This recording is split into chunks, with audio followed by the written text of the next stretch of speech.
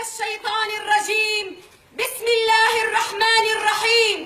وأعدوا لهم ما استطعتم من قوة ومن رباط الخيل ترهبون به عدو الله وعدوكم. صدق الله العظيم.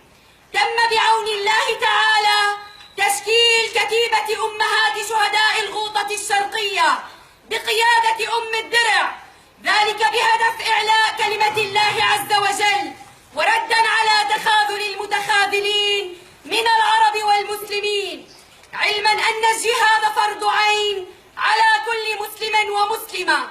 ونقسم بالله العظيم نقسم بالله العظيم أننا سنقدم أرواحنا